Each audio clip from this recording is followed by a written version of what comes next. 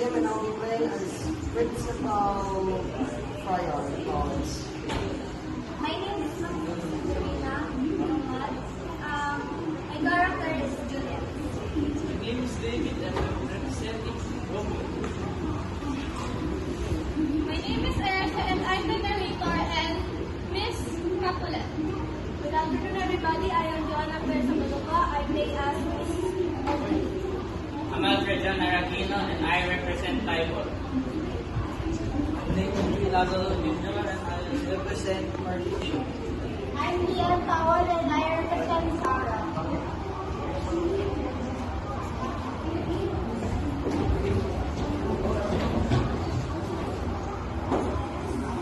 At Pastor School, there are two different sections, the Green 10 Montague and the Green 10 Capulet. They hated each other for years now and are not planning to forgive each other. Then one day, Romeo from the Capulet section together with his friend Mercutio sneaks into the Capulet section because they are having a party. Hey Mercutio, what? I heard that Catholics and monks are having a party and singing. Huh? That's too risky. Well, but there's food there. Okay, let's go.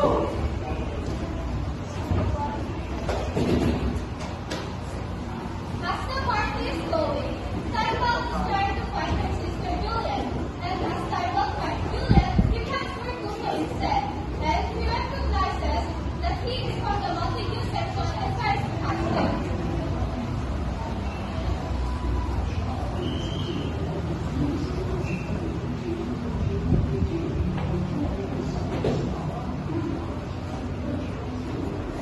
Oh, what's up?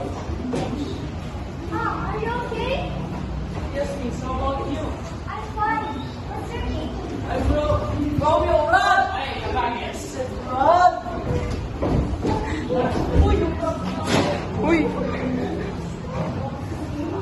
Are you okay? Yeah. Then come here then, okay? Anyway, where is Sarah? Did you find her? Let me call Sarah. Sarah, What? Juliet wants to talk to you. Okay. Sarah, do you name Romeo? Romeo? Yes, why? He's the president of their section. Can I have his number? Yeah, sure. As time passes, Romeo and Juliet exchange contacts were online and keep the relationship secret from their friends and classmates. One day, there is a fight that broke out in the hallway of their school.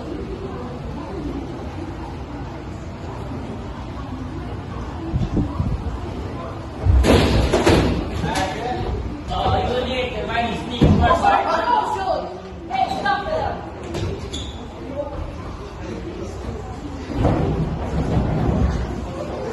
Hey, what's happening here? Why did you pass Mercutio? What's going on here? Because that brat sneaked into our party last night. Then why is that introduce violence? Because he's just jealous that we're having a party. Oh my God, shut your mouth! I am not talking to you. Oh, I cannot handle your yapping. I'm so surprised that your students didn't even learn. Oh, look at you so bad. What's next? Our phones are crying. No wonder your students doesn't learn. At least my students are learning and yours is failing.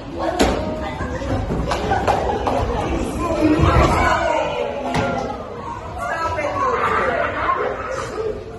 Romeo, you were pushing the clinic right now. He's already dying. Time out. You idiot, go to my office right now. Whatever. And you two, if I ever hear or see of your stupid shenanigans ever again, everyone from your sections are expelled. So get out of my sight now. These kids. Juliet called Romeo.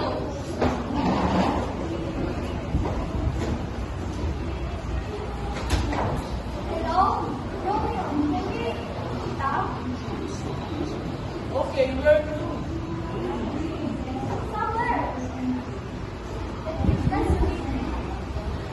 Okay, let's go.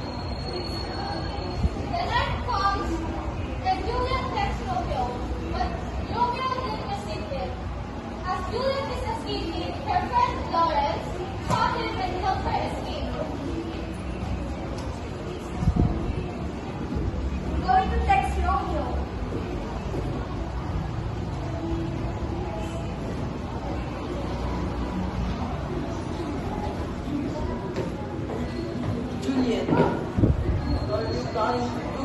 I know what's your plan.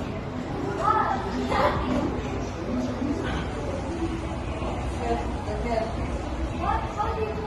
What? Just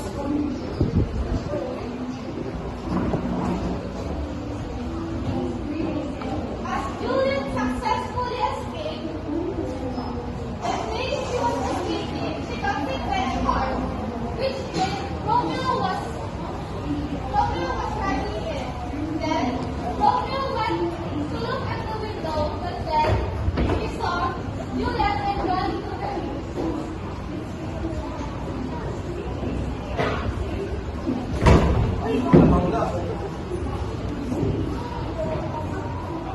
what happened? It hit something. Okay, let me see. Juliet, open the door faster. Juliet, Juliet, speak. Speak. Juliet. Juliet, stay.